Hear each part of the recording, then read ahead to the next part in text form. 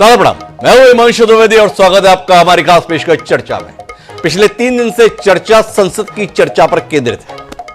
आज का हमारा विषय है सवालों से वार, जवाबों से प्रहार। पिछले 2 दिन हमने जो बातचीत की थी वो बातचीत की थी लोकसभा में बातचीत के आधार पर। आज हमारी बातचीत के केंद्र में राज्यसभा है, पर लोकसभा में भी पिछले 2 दिन जो कुछ हुआ है उसे हम अपनी बातचीत के केंद्र में रखेंगे। राज्यसभा में आज देश के प्रधानमंत्री नरेंद्र मोदी ने राष्ट्रपति के अभिभाषण पर जवाब दिया। लोकसभा में चर्चा के दौरान विपक्ष ने खासा हंगामा किया हुआ था। जब तक प्रधानमंत्री बोलते रहे तब तक विपक्ष नारेबाजी करता रहा था लोकसभा में। राज्यसभा में भी कमोबेश वैसा ही दृश्य दिखा, लेकिन 32 मिनट के भाषण पूरा होने के बाद प्रधानमंत्री के द्वारा किए गए कटाक्ष से नाराज होकर विपक्ष ने वॉकआउट कर दिया। इसके बाद प्रधानमंत्री विपक्ष की गैर मौजूदगी में ही सदन को संबोधित करते रहे। सदन आज भी उत्तेजना से परिपूर्ण था, लेकिन लोकसभा में प्रधानमंत्री के भाषण और राज्यसभा में दिए गए भाषण में खासा अंतर था। राज्यसभा में प्रधानमंत्री ज्यादा फोकस थे और उन विषयों को उन्होंने स्पर्श किया जिसको उन्होंने लोकसभा में छुआ तक नहीं था। मणिपुर की हिंसा पर प्रधानमंत्री बोले, खुलकर बोले, हालात पर बोले। बंगाल के संदर्भ में जिक्र किए, इमरजेंसी के संदर्भ में जिक्र किए, कांग्रेस के संदर्भ में जिक्र किए और साथ ही साथ जम्मू कश्मीर के हालात को लेकर भी उन्होंने अपनी बात रखी। तो आज हम इसी पर बातचीत करेंगे, समझने की कोशिश करेंगे कि जिस संसद में बहस के माध्यम से देश किस दिशा में जाएगा ये समझने की कोशिश करता है, उस संसद से प्रधानमंत्री का भाषण सुने बगैर विपक्ष कूच क्यों कर गया। विपक्ष के प्रति प्रधानमंत्री क्या वाकई निर्मम है, या विपक्ष ने हालात ऐसे बना रखे हैं कि प्रधानमंत्री अगर उन पर कटाक्ष ना करे तो बात बनती नहीं है। क्या प्रधानमंत्री के आज के भाषण ने अगले 5 साल के लिए देश किस दिशा में जाएगा उसको स्पष्ट किया है, इसे भी हम समझने की कोशिश करेंगे। हमारे साथ इस चर्चा का हिस्सा बनने के लिए 4 खास मेहमान मौजूद हैं। हमारे साथ इस चर्चा के लिए मौजूद है भारतीय जनता पार्टी का पक्ष रखने के लिए छत्तीसगढ़ में अजीत जोगी के अवसान के बाद सबसे बड़े जननायक के तौर पर पहचाने जाने वाले बृजमोहन अग्रवाल जी। बृजमोहन अग्रवाल जी 35 साल विधानसभा में विधायक की हैसियत में रहे हैं। पहला मौका है जब वह लोकसभा में सांसद की हैसियत से शामिल हुए हैं। कैसा उनका क्या अनुभव रहा, जानेंगे हम उनसे। हमारे साथ में जयप्रकाश जी है, वह भी एक लंबे अंतराल के बाद फिर से लोकसभा में दाखिल हुए हैं। जयप्रकाश जी निर्दलीय चुनाव जीतने का भी करिश्मा किए हुए हैं और इस बार भी हिसार संसदीय क्षेत्र से करिश्मा करके ही संसद में पहुंचे। जयप्रकाश जी बताएंगे हमें प्रधानमंत्री से वो कितने नाराज हैं या कितना उनसे मुग्ध हैं। हमारे साथ में श्रवण गर्ग जी हैं। तटस्थ राय देने के लिए श्रवण जी हमारे साथ जुड़ते हैं, पर बहुत तीखी राय देने के लिए वो ख्यात है, तो श्रवण जी हमारे साथ हैं। इन सबके बीच में एक शख्स की मौजूदगी से हो सकता है आप अचंभित हो। हमारे साथ सैन्य विशेषज्ञ लेफ्टिनेंट कर्नल सेवानिवृत्त जे सोढ़ी साहब मौजूद हैं।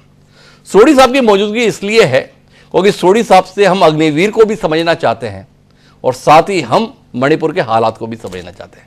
तो आप चारों मेहमानों का स्वागत है। चर्चा की शुरुआत हम बृजमोहन अग्रवाल जी से करेंगे, लेकिन उससे पहले प्रधानमंत्री के आज के भाषण के कुछ हिस्सों पर दृष्टि डालेंगे। एक बार देखिए क्या बोले आज प्रधानमंत्री। भ्रष्टाचार के विरुद्ध लड़ाई ये मेरे लिए चुनाव हार जीत का तराजू नहीं है। मैं चुनाव हार जीत के लिए, भ्रष्टाचार के लिए लड़ाई नहीं लड़ रहा हूं। ये मेरा मिशन है, ये मेरा कन्विक्शन है और मैं मानता हूं कि भ्रष्टाचार एक ऐसी दिमक है जिसने देश को खोखला कर दिया है। इस देश को भ्रष्टाचार से मुक्ति दिलाने के लिए, भ्रष्टाचार के प्रति सामान्य मानव के मन में नफरत पैदा करने के लिए मैं जी जान से जुटा हुआ हूं और मैं इस पवित्र कार्य मानता हूं। इच्छा थी कि सारे दल दलीय राजनीति से ऊपर उठकर इस पर अपनी बात रखते हैं, लेकिन दुर्भाग्य से इतना संवेदनशील महत्वपूर्ण मुद्दा भी, मेरे देश के नौजवानों के भविष्य के साथ जुड़ा मुद्दा भी इन्होंने राजनीति के भेंट चढ़ा दिया। इससे बड़ा दुर्भाग्य क्या हो सकता है। मैं देश के नौजवानों को आश्वस्त करता हूं कि आपको धोखा देने वालों को ये सरकार छोड़ने वाली नहीं है। मेरे सभापति जी, देश देख रहा है, झूठ फैलाने वालों की सत्य सुनने की ताकत भी नहीं होती। Thank you.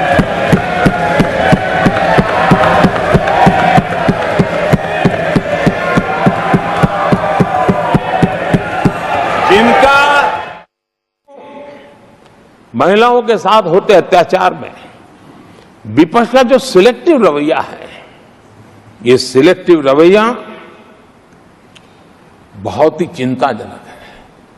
आदरणीय सभापति जी, मैं आपके माध्यम से देश को बताना चाहता हूं, मैं किसी राज्य के खिलाफ नहीं बोल रहा हूं, न ही मैं कोई राजनीतिक स्कोर करने के लिए बोल रहा हूं,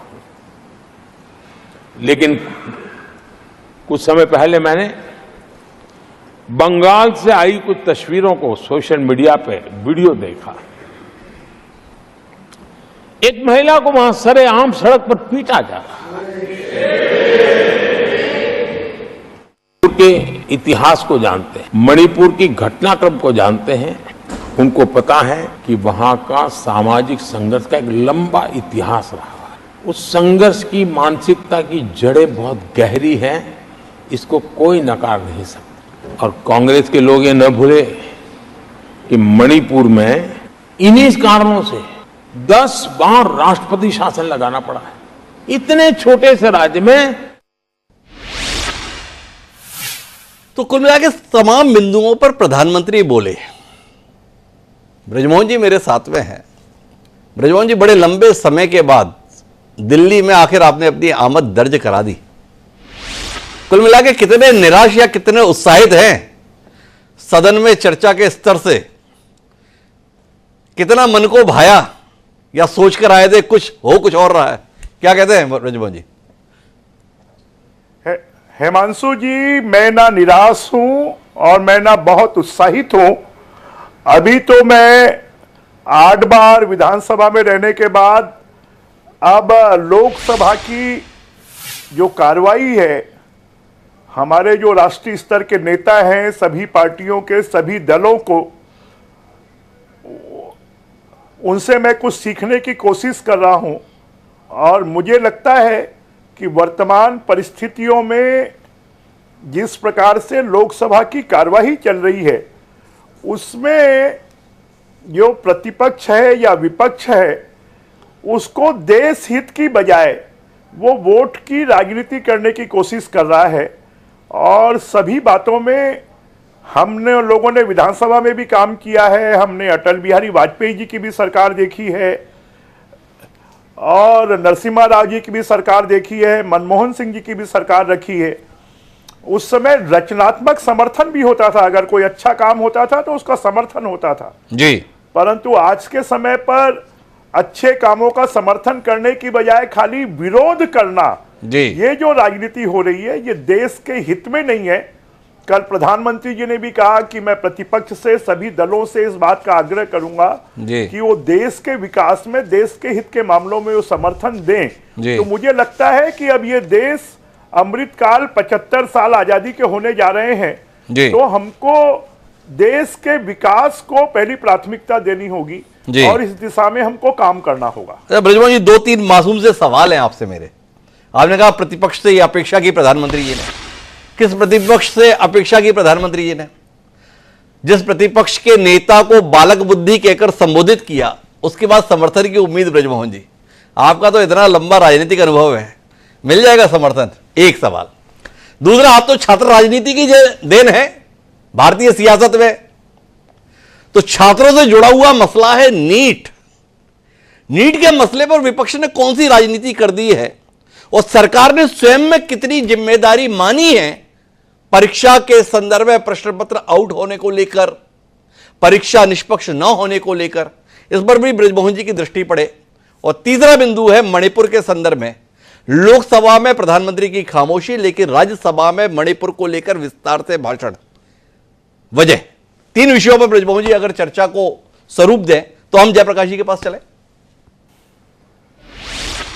जी, आप देखेंगे हिमांशु जी, लोकसभा की अगर आप दृश्य को देखेंगे, राहुल जी का जिस प्रकार का बॉडी लैंग्वेज थी, जिस प्रकार का उनका व्यवहार था, सामान्यतः हम लोग जब बोलते हैं तो जो चेयर होती है उसकी तरफ हमारा मुंह होता है, पर राहुल जी का 90% का समय पूरे भाषण में उनकी पीठ जो थी वो सभापति चेयर की तरफ थी। वो कभी किसी अपने एमपी को बोलते थे, कभी बाजू वाले एमपी से गले मिल लेते थे। तो उनका जो तरीका था वो तरीका ऐसा लगता था कि जैसे कोई बच्चा भाषण दे रहा है जिसको बहुत बातों की, नियम कायदे कानूनों की, वो 4 बार के सांसद हैं, उन्हें तो मालूम है कि लोकसभा की कार्रवाई में हमें किन नियमों का पालन करना चाहिए, हमारा व्यवहार क्या होना चाहिए, परंपराएं क्या हैं। और जिस प्रकार से उन्होंने बोला तो ऐसा ही लग रहा था जैसे कोई बच्चा बोल रहा है जी। दूसरा, आप मणिपुर की बात कर रहे हैं तो मणिपुर के मामले को लेकर जब लोकसभा और राज्यसभा दोनों में उनको भाषण देना है तो उन्होंने निश्चित रूप से यह तय किया होगा कि वो राज्यसभा में इसका जवाब देंगे, और उन्होंने राज्यसभा में इसका जवाब दिया। और नीट की जहां तक बात है, अगर ये कोई सरकार तो इसमें शामिल नहीं है, इसमें जो लोग शामिल हैं उनके खिलाफ में कार्रवाई हो रही है, उनके खिलाफ में एक्शन हो रहा है, गिरफ्तारियां हो रही हैं और कड़ी से कड़ी कार्रवाई हो रही है। सुप्रीम कोर्ट भी इसके ऊपर में विचार कर रहा है। तो नीट के मामले को लेकर कहीं सरकार ने ऐसा तो नहीं कहा है कि कोई गड़बड़ नहीं हुई है।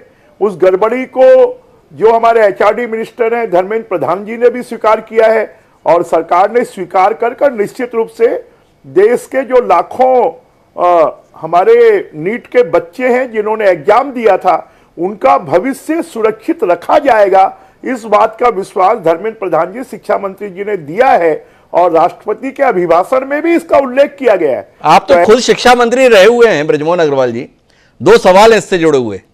एक तो धर्मेंद्र प्रधान जी ने जब शपथ ली थी तो सबसे पहले तो क्लीन चिट दी थी कि कोई पेपर आउट नहीं हुआ है। आपने वो बयान देखा होगा, आपके तो मित्र है धर्मेंद्र प्रधान बहुत पुराने, तो देखा होगा आपने।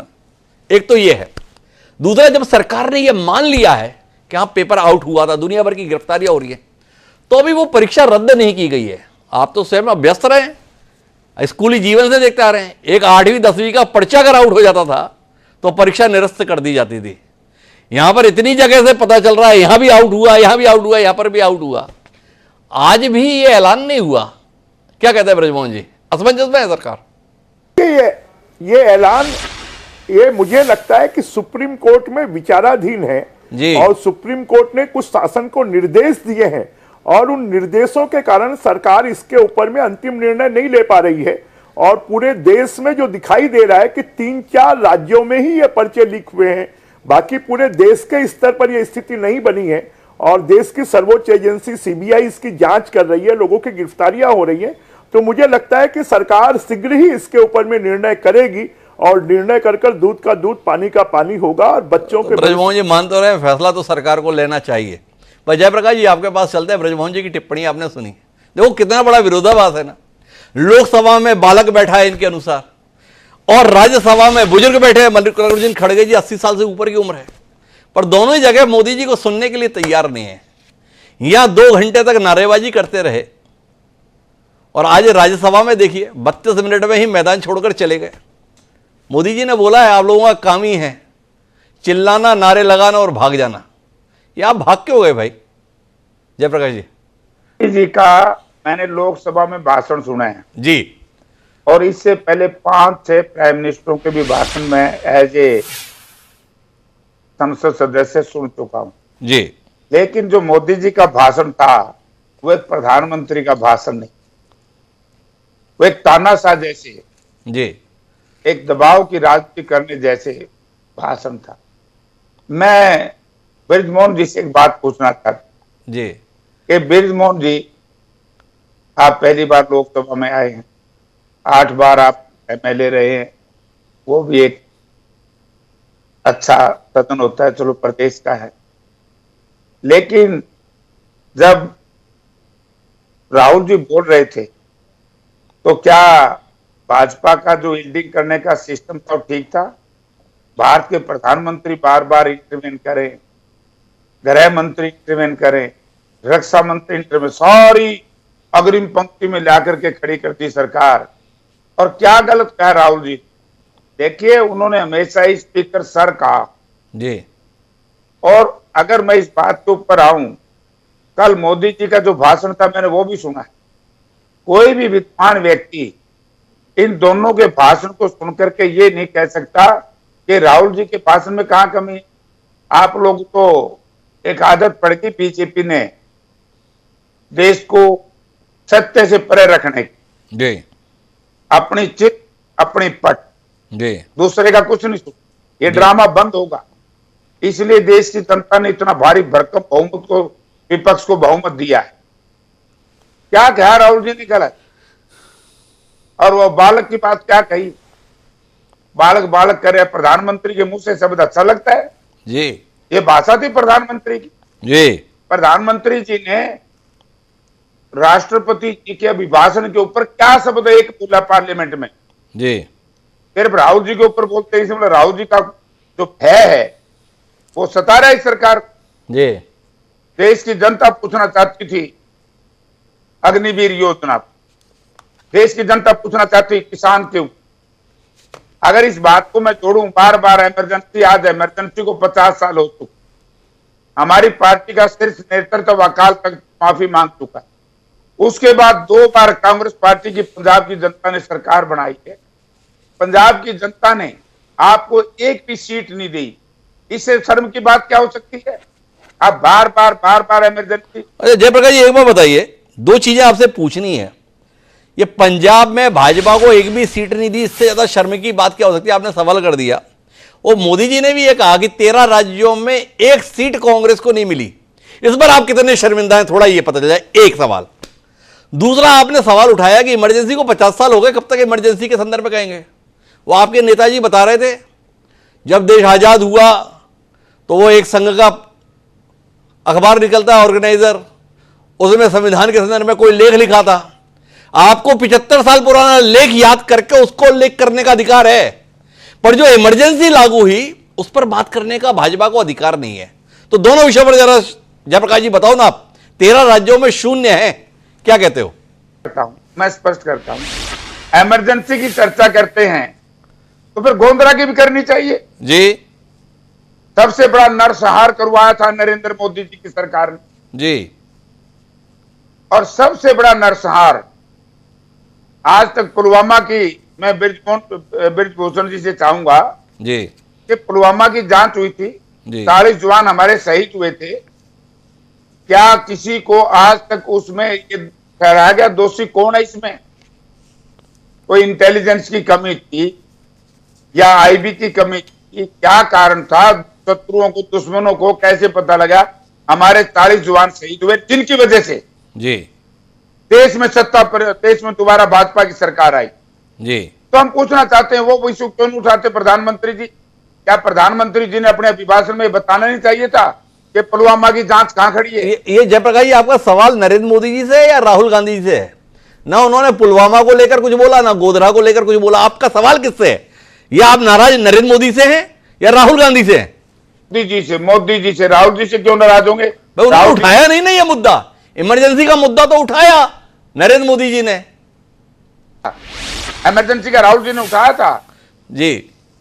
इमरजेंसी का राहुल जी ने उठाया था। अरे आप कहीं ना कहीं कंफ्यूज हो गए जयप्रकाश जी, आप तो इतने बुद्धिमान व्यक्ति हैं। भाई, सत्ता पक्ष ने आपको कटघरे में खड़ा करने के लिए इमरजेंसी का मुद्दा उठाया और उस पर आप पर सवाल लगाया। आपने अभी मेरे सवाल के प्रति प्रश्न में सत्ता पक्ष को कटघरे में खड़ा रखने के लिए गोधरा और पुलवामा की बात कही।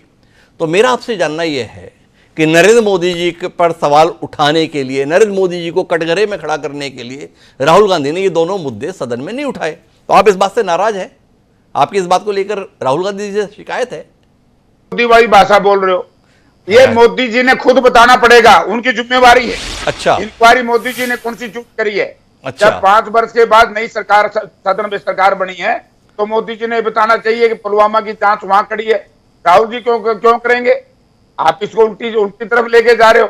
यही तो बीमारी है, इसलिए तो गोदी मीडिया कहते हैं आप लोगों को। अरे हद हो गई जयप्रकाश जी, विपक्ष को सवाल उठाने चाहिए, विपक्ष ने सवाल नहीं उठाया। जयप्रकाश जी ने इस कार्यक्रम में सवाल उठा दिया, लेकिन सदन में सवाल नहीं उठाया। ये सवाल मैंने उठा दिया तो आपको गोदी मीडिया दिख गया।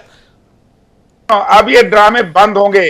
अच्छा मानसू जी, अब ये देश की जनता देख चुकी है कि मीडिया क्या बोलती है, कहां ट्विस्ट करती है।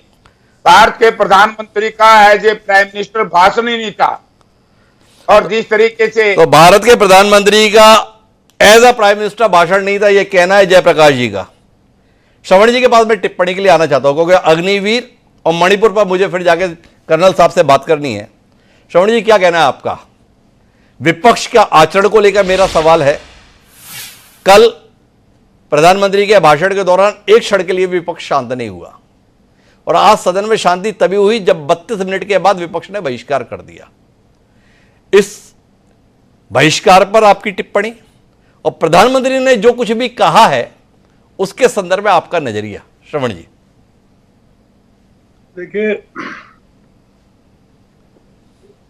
एक तो जो टॉपिक आपने अभी ब्रज मोहन जी से भी पूछा और जयप्रकाश जी से भी बात हुई,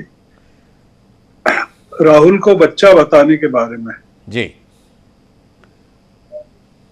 54 साल के राहुल गांधी हैं और इमरजेंसी जब लगी तब वो 4 साल के थे। इमरजेंसी का ठीकरा राहुल गांधी के सिर पे प्रधानमंत्री फोड़ते रहते हैं, कोई दिक्कत नहीं, क्योंकि भारत में परंपरा है कि बच्चों को अपने दादा दादियों के पुरखों के कर्ज चुकाना पड़ते हैं जी, और श्राद्ध भी करना पड़ता है। ब्रजमोहन जी बहुत सीजन पॉलिटिशियन हैं, मुख्यमंत्री पद के योग्य उम्मीदवार रहे हैं, पर मोदी जी की कृपा से उनको छत्तीसगढ़ से बाहर कर दिया गया। राहुल गांधी का जन्म ऐसे परिवार में हुआ है जहां आजादी के बाद से लोग प्रधानमंत्री रहे हैं और 2 प्रधानमंत्रियों ने उस परिवार में शहादत दी है। नरेंद्र मोदी को, मतलब मैं क्या किस शब्द का इस्तेमाल करूं, दुख होना चाहिए और पीड़ा होना चाहिए कि वो इस तरह के शब्द राहुल गांधी के बारे में इस्तेमाल करते हैं, बालक बुद्धि का। उदाहरण देते हैं कि बच्चा रोते हुए घर आया, साइकिल गिर गई, ये शोभा नहीं देता है 140 करोड़ नागरिकों के देश के प्रधानमंत्री को। इस तरह की भाषा एक ऐसे परिवार के बारे में कहें जिसके विपक्ष के नेता के रूप में जो सदन में हैं और जिसके परिवार में प्रधानमंत्री पद जो पूरे सिस्टम को अंदर से जानता है। ब्रजमोहन जी तो पहली बार संसद में पहुंचे हैं, तो ब्रजमोहन जी को अभी बहुत टाइम लगेगा वहां संसद समझने में। दूसरा आपका सवाल है बहिष्कार के बारे में जी। अगर आपने बहिष्कार के बाद खड़गे जी की प्रेस कॉन्फ्रेंस सुनी हो जी, प्रधानमंत्री कॉन्स्टिट्यूशन को लेकर गलत, और जिसके बारे में खड़गे जी ने कहा कि झूठ बोलते हैं प्रधानमंत्री संसद के अंदर और संसद के बाहर, और खड़गे साहब कुछ बोलना चाहते थे संविधान को लेकर। अंबेडकर ने कांग्रेस के बारे में क्या कहा वो बताना चाहते थे। ऑर्गेनाइजर में नवंबर 1949 के आलेख में संविधान को लेकर क्या लिखा गया है वो बताना चाहते थे। सभापति ने उनको बोलने का मौका नहीं दिया और प्रधानमंत्री ने उनको नहीं सुना। खड़गे जी की जो उम्र है ना हिमांशु जी, और सोनिया गांधी की जो उम्र है, उनको शोभा नहीं देता कि वेल में जाके वो नारेबाजी करें लोकसभा की तरह। एल्डरमैन की है राज्यसभा, उच्च सदन है, वो लोग गरिमापूर्ण तरीके से संसद के बाहर चले गए। अगर देश के संसद में आपकी बात नहीं सुनी जाएगी, जो कहा खड़गे जी ने जी बाद में, तो फिर उस संसद का उपयोग क्या है? ब्रजमोहन जी वहां क्या करेंगे जाके? उनको तो मतलब संसद की बैठक में भाग ही नहीं लेना चाहिए जी। प्रधानमंत्री जब बोल रहे थे तब सांसद लोग उबासियां ले रहे थे और नींद ले रहे थे और मंत्रियों के चेहरे सपाट थे जी। तो सवाल यह है हिमांशु जी कि प्रधानमंत्री को संसद चाहिए कि नहीं चाहिए, प्रधानमंत्री को विपक्ष चाहिए कि नहीं चाहिए। प्रधानमंत्री को कह रहे हैं कि विपक्ष के नेता के रूप में आप ये पद आपके योग्य नहीं है, वो राहुल गांधी को सलाह दे रहे हैं। प्रधानमंत्री को अधीर रंजन चौधरी चाहिए। जी। अब वो अधीर रंजन चौधरी तो मिल नहीं पाएगा, क्योंकि हिमांशु जी वो तो हार गए और वो बीजेपी से मिले हुए थे। जी। उन्होंने बंगाल के चुनाव में कहा भी था जी। कि ममता को वोट देने के बजाय बीजेपी को देना ज्यादा ठीक है। तो लोगों ने कहा कि ठीक है, हम बीजेपी को देते हैं और ममता को देते हैं, आपको नहीं देते हैं। जी। हिमांशु जी, आपको थोड़ा सा हम लोगों के जो विचार हैं उसके प्रति थोड़ा सहानुभूति का आप थोड़े से हम लोगों के प्रति उदार नहीं है आज कुछ, जी। ऐसा लग रहा है। जी। तो आपके 2 सवाल थे, उसके बारे में मैंने जवाब दे दिया। कोई तीसरा आपने सवाल इतने विस्तार के साथ में कह दिया, फिर भी आपकी शिकायत है जयप्रकाश जी की तरह की उदार नहीं है। इतने विस्तार से आपने बोल लिया, इसके बावजूद भी आपको शिकायत है। क्या चाहते हैं आप? बहरहाल प्रधानमंत्री जी ने इसके बावजूद भी कुछ बिंदुओं पर बात कही। उनका कहना है कि कांग्रेस के मुंह से संविधान शब्द अच्छा नहीं लगता। इस पर श्रवण जी का क्या कहना है? एक। दूसरा, प्रधानमंत्री जी ने मणिपुर के संदर्भ में बताया कि देखो, मणिपुर पहले भी ऐसे ही रहा है, 10 बार राष्ट्रपति शासन लगा है। इस पर श्रवण जी की दृष्टि क्या है? 2। और तीसरा, उनका कहना है कि भ्रष्टाचार के खिलाफ मेरी लड़ाई चुनावी हार जीत के नजरिए से नहीं है। 3 बिंदुओं पर और श्रवण जी आप दृष्टि दे दीजिए तो फिर आगे बढ़ा जाए। अब आप इसे मेरी उदारता के रूप में देखें या अनुदारता के रूप में देखें, फिर भी आप अपनी बात कह जरूर दें। देखिए, संविधान को लेकर प्रधानमंत्री जी ने जो बात कही वो आपातकाल के दौरान संविधान में जो संशोधन किया गया जी, उसको लेकर और संसद का कार्यकाल जो बढ़ाया गया उसको लेकर उन्होंने कहा जी, और उसको लेकर कांग्रेस का कोई समर्थन कभी किसी के साथ रहा नहीं है और उसको कोई एंडोर्स नहीं करता है। जी, बीजेपी के सांसदों ने खुलेआम कहा है और हम चाहेंगे कि ब्रजमोहन जी भी कहें, कमिट करें कि हमको 400 का आंकड़ा इसलिए नहीं चाहिए था कि हम संविधान में संशोधन कर सकें। जी, फैजाबाद से बीजेपी के उम्मीदवार, राजस्थान से ज्योति मिर्धा, कर्नाटक से अनंत कुमार हेगड़े, आपको कितने लोगों के नाम गिनाऊं जो कह रहे थे कि संविधान को संशोधन करना चाहिए। जिस ऑर्गेनाइजर के आलेख की बात कर रहे थे खड़के साहब, उसने साफ लिखा है कि ये सब जो संविधान है ये भारत की मूल आत्मा को, जो मनुवादी संस्कृति है भारत की, उसका प्रतिनिधित्व नहीं करता है। जी। तो ये जो मुद्दा है संविधान को बदलने का, संविधान में संशोधन करने का, जिसको लेकर राहुल गांधी पूरी की पूरी और जिस तरह का प्रधानमंत्री लेकर कांग्रेस पर संविधान को लेकर कोई आरोप नहीं लगता है, जो आरोप आरएसएस पर लगता है और जो बीजेपी पर लगता है। जी। आपका दूसरा सवाल है मणिपुर को लेकर। 10 बार राष्ट्रपति शासन लगा, वहां प्रेसिडेंट रूल लगा। 1971 में वो राज्य आया अस्तित्व में। प्रधानमंत्री जी ने क्या कहा? उन्होंने क्या ये कहा कि मैं मणिपुर जाऊंगा? क्या बंगाल में एक महिला को पीटा गया, उसका प्रधानमंत्री जी ने जिक्र किया? मणिपुर में महिलाओं को सरेआम नंगा करके बलात्कार किया गया, उनको निर्वस्त्र किया गया, घुमाया गया, उसके बारे में प्रधानमंत्री जी ने कुछ कहा?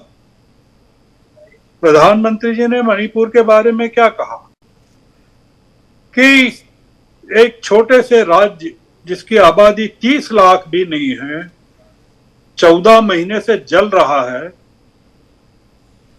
राहुल गांधी ने कहा कि पूछा कि मणिपुर क्या राज्य का हिस्सा नहीं है? मणिपुर के सांसद ने पूछा वहां पार्लियामेंट में रात को, आधी रात को जब उनको बोलने का मौका मिला। अकोई जाम जो प्रोफेसर हैं जेएनयू के मणिपुर से, जी, उन्होंने क्या कहा कि भारतीय जनता पार्टी को राष्ट्रीय दल होने का हक नहीं है, क्योंकि मणिपुर को राष्ट्र का हिस्सा नहीं मानती है भारतीय जनता पार्टी। तो ये मणिपुर को अगर मोदी जी मणिपुर में शांति स्थापित कर दें, 14 महीने से जल रहा है, 60,000 वहां पर लोग कैंपों में पड़े हुए हैं, रिफ्यूजीज, 200 लोग मारे जा चुके हैं, और मोदी जी ने बताया कि 11,000 FIR हुई है वहां जी, 500 लोगों की गिरफ्तारियां हुई है। मोदी जी ने आज कहा वहां, मुर्मू के भाषण में मणिपुर का कोई उल्लेख नहीं है, राष्ट्रपति के अभिभाषण में। आप मुझे ये बताइए कि मणिपुर के बारे में प्रधानमंत्री को बात करने का नैतिक अधिकार किसने दिया? आपका तीसरा एक और सवाल है, वो भ्रष्टाचार के संदर्भ में मैं चुनावी हार जीत के लिहाज से लड़ाई नहीं लड़ता। हाँ, तो आपको अगर आप किसी चर्चा में मौका देंगे तो मैं जितने भ्रष्टाचार के किस्से आप चाहेंगे मोदी जी के राज में, गुजरात के, उस पर विस्तार से श्रवण जी बोलेंगे, लेकिन मुझे इस चर्चा के दो महत्वपूर्ण बिंदुओं पर रक्षा विशेषज्ञ जे सोढ़ी जी की टिप्पणी चाहिए। सबसे पहले तो मुझे अग्निवीर के संदर्भ चाहिए। देश भ्रमित हो गया है सोढ़ी साहब इस चर्चा से। संसद की चर्चा से स्पष्टता आती है, यहां संसद की चर्चा से अस्पष्टता आई हुई है कि अग्निवीर योजना के अंतर्गत है क्या। राहुल गांधी बोल दिए अग्निवीर को सरकार शहीद नहीं मानती, राजनाथ सिंह जी बोल दिए कि मिथ्या भाषण है, 1 करोड़ मुआवजा देते हैं जो अग्निवीर शहीद होता है। तो सोढ़ी साहब आप मौजूद हैं, अग्निवीर के संदर्भ में थोड़ा रोशनी दीजिए ना, सच क्या है? अग्निवीर अगर देश की रक्षा करते हुए सीमा पर शहीद हो जाता है या सीमा पर मारा जाता है, शहीद का दर्जा मिलेगा नहीं मिलेगा? शहीद को जो सुविधाएं, सहूलियत, परिवार के प्रति जो जिम्मेदारी का भाव देश की सरकार के द्वारा उसको दिया जाना चाहिए, वो मिलेगा कि नहीं मिलेगा, जो सेना के आम जवान को अतीत में मिलता हुआ आया है? सोढ़ी जी। जय हिंद डॉक्टर हिमांशु जी। ये मेरा सौभाग्य कि मैं आपके न्यूज चैनल में और विख्यात को पैनलिस्ट के साथ हूं। जब भी कोई सैनिक सेना में भर्ती होता है, उसे एक चीज का आश्वासन होता है कि जब भी वो देश के लिए जान देगा, उसका परिवार उसके पीछे दुखी रहेगा, देश के परिवार को देखेगा। और ये जब जज्बा होता है तो ये सैनिक को कोई भी जोखिम उठाने के लिए कभी पीछे नहीं करता है, और अगर कहीं पे भी कोई भी कॉल ऑफ ड्यूटी हो तो सैनिक अपनी जान की कुर्बानी देने के लिए सबसे आगे होता है। लेकिन ये जो अग्निपथ योजना जो अनाउंस की 2 साल पहले, इसमें एक चेंज ये है कि जो सैनिक भारत के लिए शहीद का बैटल कैजुअलिटी नहीं होगा, उसे 1 करोड़ के करीब मुआवजा जरूर मिलेगा, लेकिन वो बैटल कैजुअलिटी नहीं होगा। बैटल कैजुअलिटी के मतलब से यह होता है कि उसके जाने के बाद भी उसके परिवार को कई सहूलियतें मिलती हैं। एक होती है मासिक पेंशन, और पेंशन कम नहीं होती है, पेंशन होती है कि जो उसकी सैलरी होनी थी अगर वो जीवित होता, पूरे ड्यूरेशन के लिए पूरी सैलरी मिलती है उसको। उसके परिवार को मेडिकल का पूरा सहूलियत होती है, कैंटीन की सहूलियत होती। यानी कहने का संक्षेप में, अगर कोई सैनिक भारत के लिए अपनी जान की कुर्बानी देता है तो उसका परिवार को पूरा सरकार देखती है, उसका देखभाल। लेकिन ऐसी चीज अग्निपथ के साथ नहीं है। दूसरी चीज जो अग्निपथ में एक जो प्रॉब्लम वो ये है, अगर हम सुरक्षा के नजरिए से देखें, किसी भी सैनिक को अनुभवी होने में 8 से 10 साल लगते हैं। हम जब एक कार चलाना सीखते हैं तो हमें 2-3 साल लगते हैं कार को चलाने की माहिरता हासिल करने के लिए। लेकिन जब सेना में चाहे टैंक हो, चाहे तोपे हो, चाहे बख्तरबंद गाड़ियां हो, इनको चलाने के लिए कम से कम 8 से 10 साल की माहिरता चाहिए होती है, अनुभव चाहिए होता है, तब जाके वो सैनिक ये भारी गाड़ियों को चला पाएगा। अगर 75% अग्निवीर 4 साल के बाद रिटायर हो रहे हैं, एक समय आएगा कि हर यूनिट में, हर रेजिमेंट में इतने अनुभवी सैनिक होंगे ही नहीं ये सारी गाड़ियां, ये सारी तोपें चलाने के लिए। एक आखिरी टिप्पणी करना चाहूंगा मैं डॉक्टर हिमांशु जी, जब तक हम पे कोई युद्ध नहीं हो रहा है तब तक शायद ये अग्निवीर चल जाए काउंटर इंसर्जेंसी ऑपरेशंस में या A2 सिविल अथॉरिटीज में। लेकिन अगर हम पे ये युद्ध होगा, अग्निवीर हमारे लिए बहुत घातक सिद्ध होगा। और एक आखिरी टिप्पणी करना चाहूंगा, 2035 में यह आंकलन लगाया जा रहा है कि चीन और पाकिस्तान मिलकर भारत पे 2 फ्रंट वॉर करेंगे। इसकी पुष्टि चीन ने 8 जुलाई 2013 को की और 5 फरवरी इसी साल अमेरिका की एनुअल असेसमेंट रिपोर्ट में यह कहा गया है साफ शब्दों में कि चीन और पाकिस्तान मिलकर भारत की तरफ युद्ध करने के लिए तैयारी कर रहे हैं। ये सारी चीजें मद्देनजर रखते हुए हमारे पास सिर्फ 11 साल का समय है। अग्निपथ जैसी योजनाओं को अगर हमने इंप्लीमेंट करना है वो 11 साल के बाद करना चाहिए, जब ये युद्ध के बादल भारत के ऊपर मंडराने खत्म हो जाए।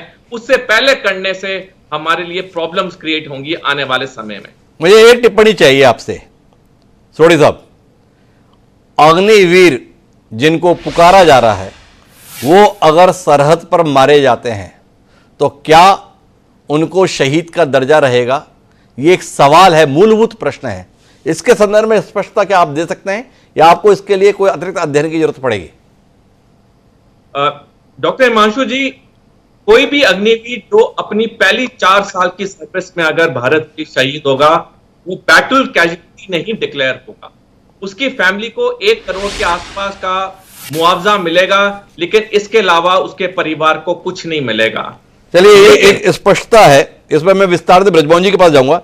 मणिपुर के संदर्भ में क्या सोढ़ी साहब आप ये मानते हैं कि मौजूदा सरकार ने वो सारे जरूरी कदम उठाए, वो प्रयास किए जिससे उस राज्य में, सीमावर्ती राज्य में शांति आ सके? टिप्पणी आपकी।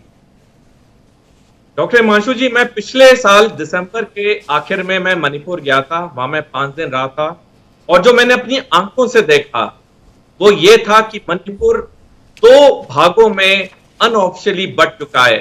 एक इलाका वो है जहां कुकी रहते हैं, दूसरा इलाका वो है जहां मेती रहते हैं। और जब मैंने वहां के लोकल लोगों से बात की, सबने ये कहा कि अगले 10 से 15 साल में मणिपुर में सामान्य हालत नहीं हो सकते हैं, क्योंकि दोनों कम्युनिटीज के बीच में इतनी गहरी दरार आ चुकी है कि 10 से 15 साल लगेंगे सामान्य करने में अगर कोई ठोस कदम उठाए जाते हैं। अब तक जो एक ठोस कदम उठाना चाहिए था वो ये होना चाहिए था कि एक ऐसी टीम या ऐसी कमिटी का ऑर्गेनाइजेशन करना चाहिए था जिसमें वो लोग होते हैं जो निरपक्ष होते, जो ना कुकी होते, जहां मेती होते, इंडिपेंडेंट होते, और इस चीज को वो अगर मसले को सॉल्व करने की कोशिश करते तो जरूर कोई ना कोई कदम निकल के आते, वहां पे शांति आती। लेकिन ऐसा नहीं हुआ, जिसकी वजह से वहां पे जो लोग हैं उनमें कोई कॉन्फिडेंस नहीं है सरकार पे और वो पूरी तरह से वो बढ़ चुके हैं, वो बढ़ चुके हैं। तो ब्रजमोहन जी, 2 महत्वपूर्ण सवाल आपके चर्चा के लिए मेरे पास हैं। देखो, नरेंद्र मोदी आपके लिए तुरुप का इक्का है। जहां भी आप लोग फंसते हो मोदी जी को बुला लेते हो। जहां चुनाव में थोड़ा 19-20 लगता है, ब्रजमोहन जी जो देश के सबसे सर्वश्रेष्ठ चुनाव संचालकों में से एक माने जाते हैं, वो भी मोदी जी की सभा तुरंत आयोजित करने की सलाह देते हैं, एक सभा रखवा लो। अब मेरा सवाल आपसे यह है, ऐसा तुरुप का इक्का आपके पास है और मणिपुर के संदर्भ में तकरीबन 1.25 साल से ज्यादा समय होने आया, बार बार सवाल उठता है प्रधानमंत्री जी गए नहीं, मोदी जी क्यों नहीं गए? इसका कहीं ना कहीं ब्रजमोहन जी के जहन में उत्तर तो होगा भाई, विचारवान राजनीतिज्ञ। ब्रजमोहन जी क्या खोज है, मोदी जी क्यों नहीं जाते मणिपुर? जी देखिए हिमांशु जी, क्या मोदी जी के जाने से समस्या का समाधान हो जाएगा? ये तो आप बताओगे सर। हम तो हर मामले का समाधान जो है मोदी जी के रूप में ही आप लोग देखते आए हैं। हर मसले में तो आप मोदी जी को समाधान मानते हैं। आप बताते हो कि देश को ऐसा नेता नहीं मिला, दुनिया को ऐसा नेता मिला है, वो समाधान मिला। ये तो देश की जनता ने स्वीकार किया है, विश्व की जनता ने स्वीकार किया है, तीसरी बार उनको जिताकर भेजा है, प्रधानमंत्री बनाया है। आपके बोलने से थोड़ी होगा, और ये राहुल जी के बोलने से या खड़गे जी के बोलने से या और किसी के, जयप्रकाश जी के बोलने से थोड़ी होगा। जनता ने बहुमत दिया है, जनता ने जिताया है। अरे ब्रजमोहन जी, देखो मैंने कितनी महत्वपूर्ण बात आपसे कही थी, आप मेरे पे ही सवाल कर दिए जयप्रकाश जी की भाषा में ही। मैंने ये कहा कि आपके पास तुरुप का इक्का है, हर मसले का समाधान मोदी जी से मिल जाता है। रूस और यूक्रेन के युद्ध को बीच में रोक देने का श्रेय भी मोदी जी के हिस्से में जाता है। और एक अदना सा राज्य है मणिपुर, जिसके नाम पर श्रवण जी और जयप्रकाश जी दोनों आपको घेर रहे हैं। दोनों बता रहे हैं कि देखो कि संभल नहीं रहा है। तो आपसे जानना यह है कि मणिपुर के संदर्भ में कोई तो कारण होगा जिसके कारण से मोदी जी नहीं जा रहे हैं। क्या ब्रजमोहन जी समझ पाए कि क्यों नहीं जा रहे हैं? छोटा सा सवाल नहीं, मैं आपसे छोटा सा सवाल पूछता हूं जी। 40 साल से नक्सलवाद समाप्त क्यों नहीं हो रहा है? जी देखिए, कुछ समस्याएं ऐसी होती हैं जिन समस्याओं के बारे में सार्वजनिक रूप से बोला नहीं जा सकता। वो जाति संघर्ष है। क्या वहां पर अगर गोलियां चला देंगे तो आप कहेंगे कि वहां पर मार दिया लोगों को? जब जाति संघर्ष है, वहां की जनता की आपस में लड़ाई है, तो ऐसे मामलों को संवेदनशीलता के साथ में सुलझाना पड़ेगा। और ये आज से नहीं है, पिछले 50 साल से ये समस्या है। आपको ने खुद ने स्वीकार किया, 11 बार वहां पर राष्ट्रपति शासन लगाना पड़ा। तो ऐसी समस्याओं के बारे में सभी राजनीतिक दलों को एक दूसरे के ऊपर आरोप लगाने की बजाय उसके समाधान का रास्ता खोजना चाहिए, और सरकार उसके समाधान का रास्ता खोज रही है। वहां पे समझौता किया गया, वहां पर बहुत सारी छूट दी गई, वहां के विकास के लिए काम किए जा रहे हैं। खाली एक प्रश्न उठा देना कि मोदी जी क्यों नहीं गए, अरे हर चीज के हर तरीके होते हैं, और सरकार अपनी कूटनीतिक तरीके से उस समस्या का समाधान करने की कोशिश कर रहा है। हमारा बॉर्डर स्टेट है, वहां पर जो बॉर्डर स्टेट में दूसरे देश लगे हुए हैं, वो नहीं चाहते हैं कि वहां पर शांति हो। और मोदी जी ने भी अपने भाषण में कहा कि बहुत सारी चीजें ऐसी हैं जिसको लोगों को सदन के सामने बताया नहीं जा सकता। परंतु ऐसे मामलों में, मणिपुर के मामले में, हम दूसरी जगह पर ऐसी कुछ घटनाएं होती हैं तो उसके बारे में चर्चा नहीं करते। अच्छा, एक बात बताइए ब्रजमोहन जी, कितने संतुष्ट हैं आप अपनी पार्टी के इस बार संसद के प्रदर्शन को लेकर? विपक्ष ने घेरने की बहुत कोशिश की, तमाम आरोप प्रत्यारोप लगाए गए। एक बहुमत की सरकार एक दल की थी, वो अल्पमत में तब्दील हुई। नरेंद्र मोदी जी का तेवर, नरेंद्र मोदी जी का भाषण, नरेंद्र मोदी जी का अंदाज कितना आपको आश्वस्त कर रहा है कि 5 साल मस्त रहने वाला है?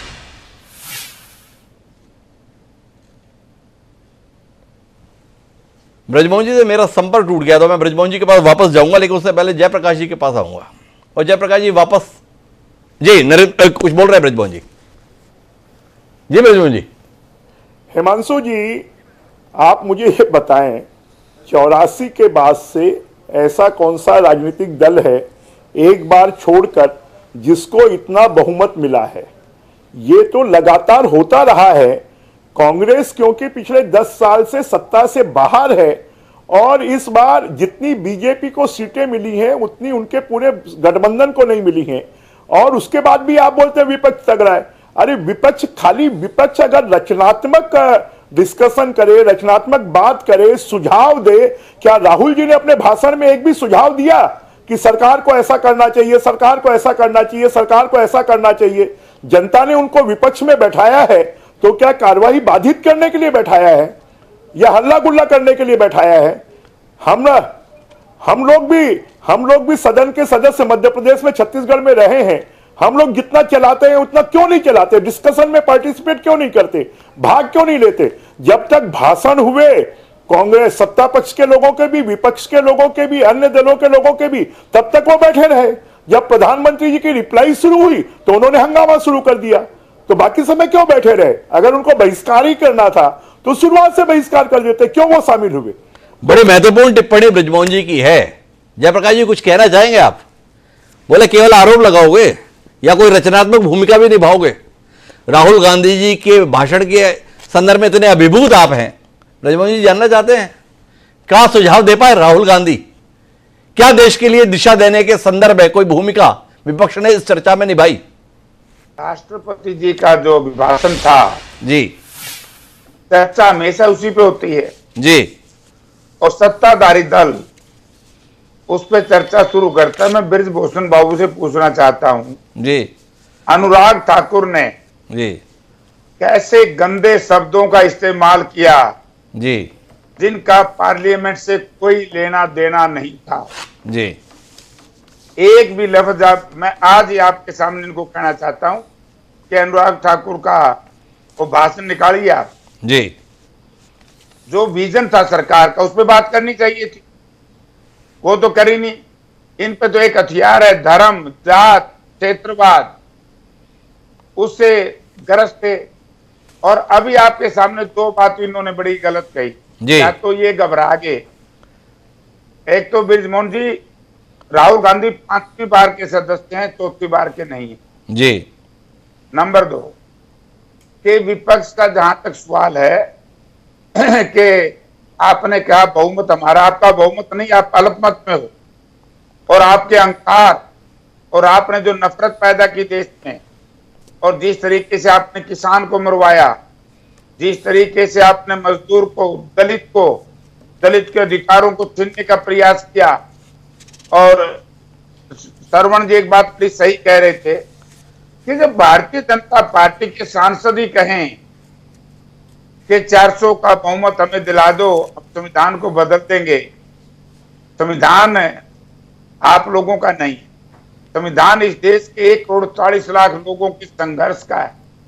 संविधान बनाने के लिए हमारे शहीदों ने अपने प्राणों की आहुति दी। उस वक्त तो आपकी पार्टी कहीं थी नहीं देश की आजादी के समय, आपको तो अधिकार ही नहीं है, संविधान आप कैसे बदल दोगे? तो एक बार बताओ जयप्रकाश जी, आप लोग मुद्दे पर बोलने से इतना संकोच क्यों करते हो? सवाल क्या था? सवाल आपसे यह था जयप्रकाश जी कि भाई राहुल गांधी जी ने कोई रचनात्मक सुझाव दिए अपने भाषण के दौरान, ये बृजमोहन जी ने सवाल उठाया। जयप्रकाश जी के पास क्या इसका कोई उत्तर नहीं है? दूसरा, श्रवण जी ने भी कहा, आप भी वही बात कह दिए कि इन्होंने संविधान बदलने की बात कही थी। बिल्कुल कही थी। अनंत हेगड़े ने कही थी, उनका टिकट कट गया। ज्योति मिर्धा ने कही थी, चुनाव हार गई। वो फैजाबाद वाले भी बोले थे, वो भी चुनाव में निपट गए। पर आपको याद होगा, आपका जब मुद्दा ज्यादा चढ़ गया तो ये नरेंद्र मोदी ही सभा में बोल रहे थे कि संविधान को तो बाबा साहब भी नहीं बदल सकते। अब आपको सबकी बातें याद है। ये नरेंद्र मोदी जी बोले थे कि बाबा साहब भी नहीं बदल सकते, ये आपको याद क्यों नहीं? क्या सारा दिन झूठ बोलते हैं भारतीय प्रधानमंत्री जी। उन्होंने तो ये भी कह दिया कि हरियाणा प्रदेश में हमारी पहले से ज्यादा प्रतिशत वोट बढ़ी है। बताओ कहां बढ़ी है? जी। हरियाणा में तो इनकी वोट घटी है जी। महाराष्ट्र में इनकी वोट घटी है जी। फिर नंबर 2, आपने मोदी जी का अभिभाषण सुना होगा जी। राहुल जी ने 2 बात कही जी। कि नफरत की राजनीति बंद करो, जी। अहिंसा बंद करो।